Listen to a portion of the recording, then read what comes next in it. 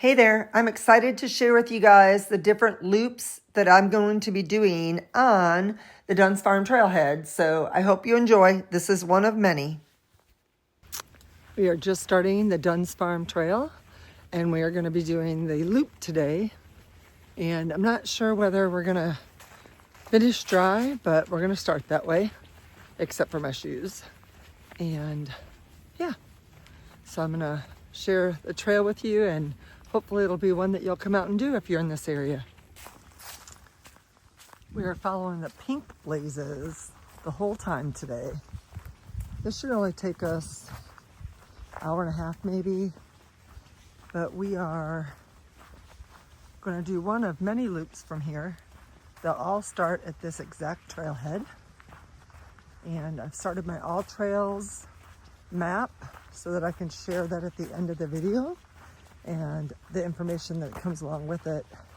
And then I also started my Garmin watch. I want to compare the difference between the two. So there may be some water on the trail on this section up here a little bit. It usually holds some water on, when there's a lot of rain, and it rained all night last night. The first intersection we're coming up to is the Crosscut Trail, and that goes to the left, and it is a mint green blaze, and so we'll stay to the right. But there's the blaze. We're going to stay to the right and head towards the Pioneer Trail. This first section is just really all palmettos. You can literally see one blaze from the other. So here's one right here, and there's one right there. So if getting lost is a concern of yours, and I can see the third one after that, this trail is extremely well marked and easy to follow. And you can always use the All Trails app, and there is a free version of that. And so you can see if you were to get off trail, which I think would be a little bit difficult, but possible, because when I first came out here and the blazes weren't quite as well marked as they are now, we're coming up to another break in the trail. We will head to the left as the pink blazes signify, but to the right is where the Sawyer Trail starts. And that will be our next loop trail that we'll do. And so we have been going a little over like 0.54 miles to get to this split right here. And so we will head that way on our next loop adventure. But for right now, we're heading to the left and continuing on the Dunn's Farm loop trail. When I stepped out of my car today, it was 64 degrees, so it's very comfortable. I have my Outdoor Vitals jacket on, which I have never really used for hiking. I actually worn it a few times. I thought I would take it on my Appalachian Trail through hike with me, but I decided against it. And so it's supposed to be pretty water resistant, but if that doesn't work, and it starts raining, I have my rain jacket. We're coming to a dirt road crossing. There's a parking lot over there. And there's a parking lot right here. And if you decided that you wanted to do the loop, but maybe you didn't want to do the part that we just completed, which took us 0.82 to get here, you could drive in on Nolan Road all the way to the end and then take a left on the dirt road, and you would end up on this road, and you could park right here and then start the trail from here, which would cut off almost a mile from the start. When we come up here, it's kind of like a hub. You can go one of four directions, and we are going to go to the right and stay on the solid pink trail, but I'll show you really quick.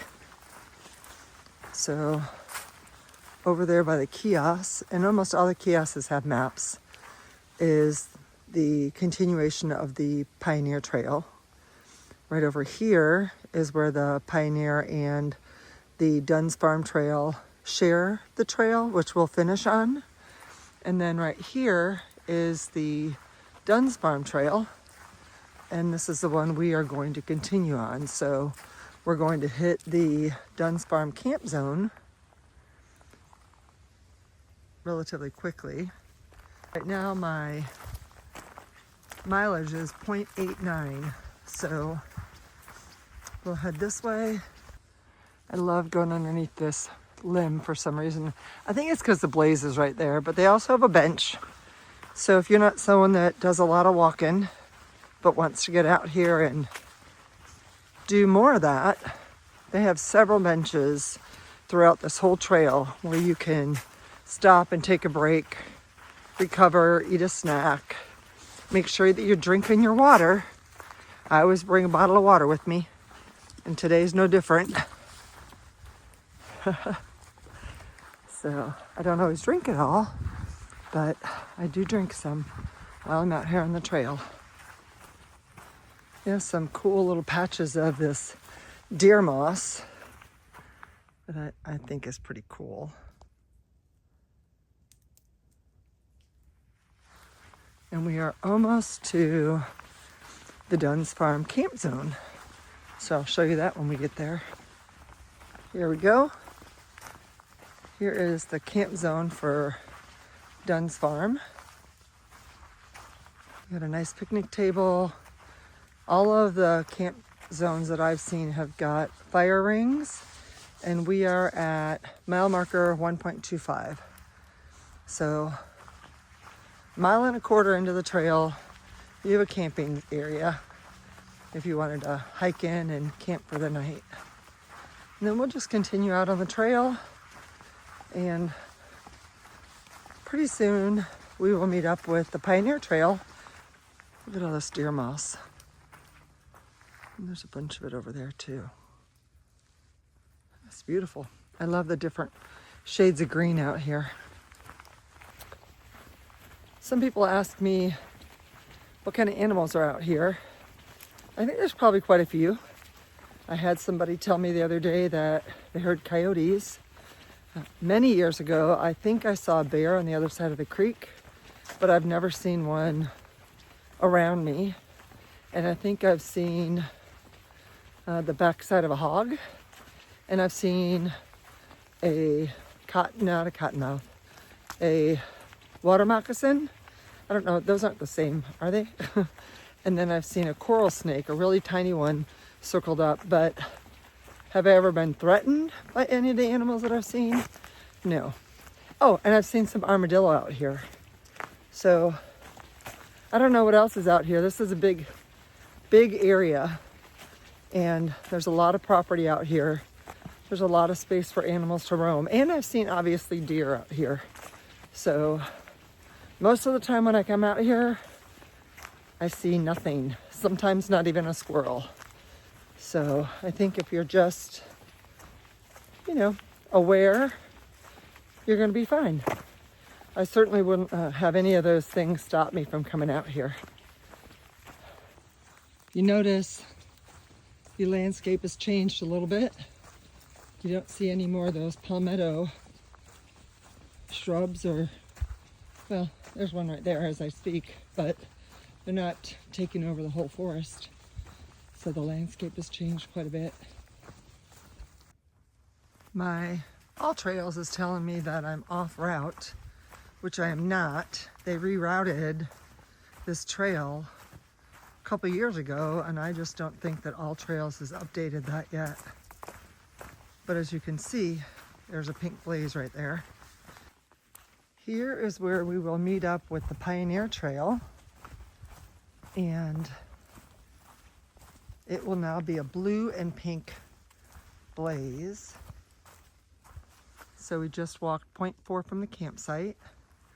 Pioneer Trail continues that way all the way to Indian Ford. Right now we're at 1.58.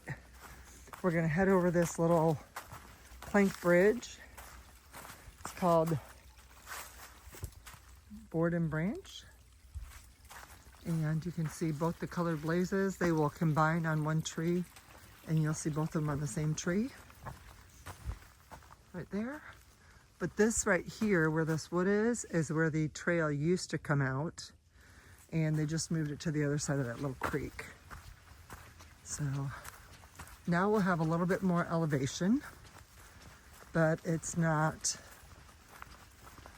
a lot and it's not really hard. Well, this is a really easy trail. I think for people who don't walk regularly, I would go slow, take your time, take some breaks, or maybe to start off with, maybe go down Nolan and hit that dirt road and start from there, and then just increase your distance from there. But there's something magical about being out in the wilderness. I know some people are unsure about coming out here by themselves.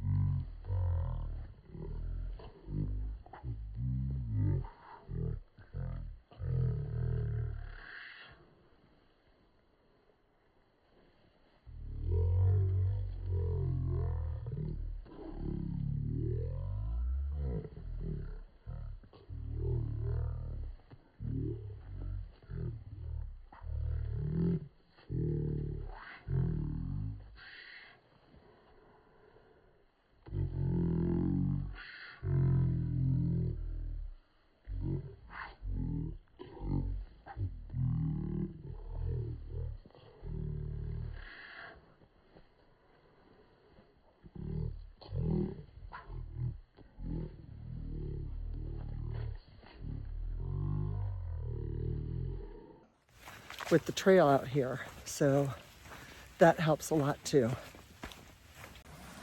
There are 3 baby waterfalls that we're going to pass, and these are running pretty good right now. I think because of the rain last night. We'll have 2 more right before we get back to the hub, as I call it. We have a little bit of up and down here, but we'll be coming to a section where we have some steps, kind of. That'll be a little bit more of an incline, and they put those in here to help with the erosion. There's another little bit of a climb. And this is just over 2 miles into the hike.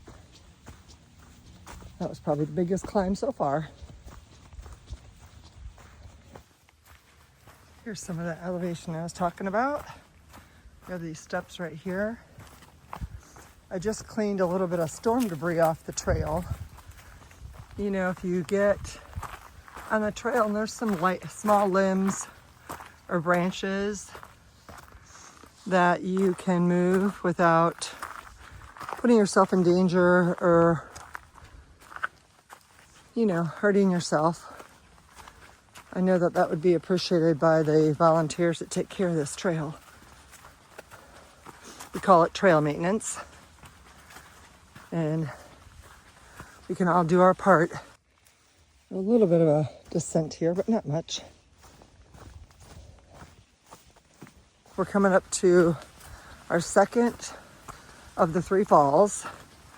I believe it is Schoolhouse Falls. We'll find out shortly.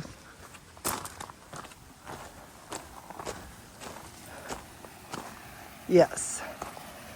Here's what Schoolhouse Falls looks like.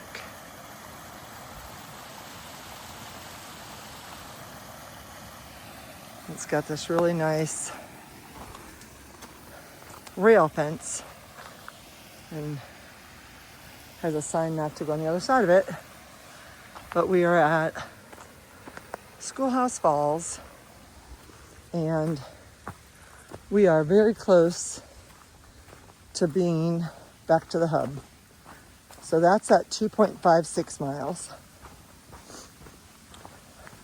259 right now. And that is Duck Pond Falls.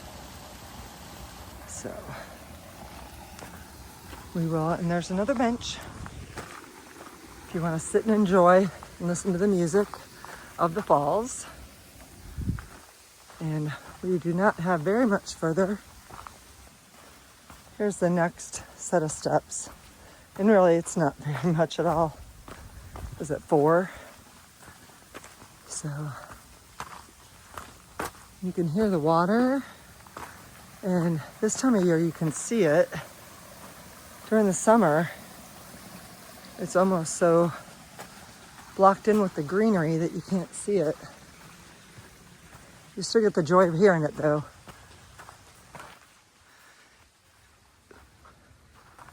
Okay, we are back at the hub. It is mile marker 267. There's the map right there. I'll show you here what we did. So we started here, came along the blue trail, we started here, came along the pink trail, hit which is Dunn's farm, hit the Pioneer and the Dunns together. Now we're right here and we'll head back out to the parking area. And we have 0.9 to go to get back to the parking lot. So now we're just retracing our steps from here back to the car. Hopefully you will come out here and check out this loop. And like I said before, there are so many loops that you can take from that Dunn's Farm trailhead and attach them to make a couple varieties, increase your distance. And then here's that road that I told you could use if you wanted to make it a shorter distance. So right now we are at mile marker 273 and we got here at 0.83. So a little less than 2 miles on the rest of the trail if you cut this section up here off. I want to do a little blurb for my YouTube channel and just ask you to subscribe and like or comment. If you don't want to subscribe, at least like it or leave a comment just so other people can find this. I really want to help get that information out there so that other people know that this is out here and how to get to it and any information they need. So if you're new to my channel, thank you. I appreciate it. You people that have been with me since I started the Appalachian Trail through hike or before, thank you so much for sticking with me. I have a handful of you guys that always comment on all my videos and I just really appreciate that. I appreciate you and thanks for coming along with me today. We are almost to the start. Oh my goodness. I don't know what those are, but they are huge. I think they're vultures, but they kind of startled me. Man, do they have a big wingspan. Here we are at the end. I'm going to give you guys all the details on the distances. You can see the trailhead right there. So I'm going to stop my watch and let you guys know what all the details are. I'm going to go ahead and leave the information after this part, but it was 3.6 miles. I think it was 193 feet of elevation. And my pace was like a 2.8 or 2.9 miles per hour. And then I met 2 people that are getting ready to go out and just do a little day hike today, but they had all their backpacking gear on. and the gentleman was a former AT through hiker. So that was really exciting. But that is it for today, so I hope you enjoyed it. Bye. Peace out and get on the trail.